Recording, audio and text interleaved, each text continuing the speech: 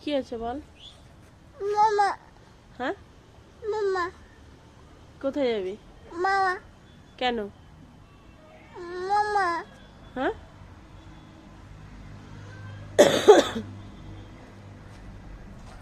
তুই একা চলে যা। হ্যাঁ, তুই একা চলে যা। না কেন?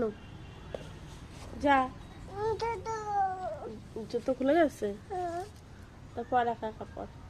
দুধু জুতো পরে কোথায় যাবি?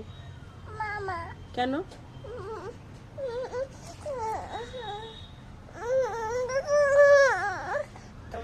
আরে এটা দুধ দেবো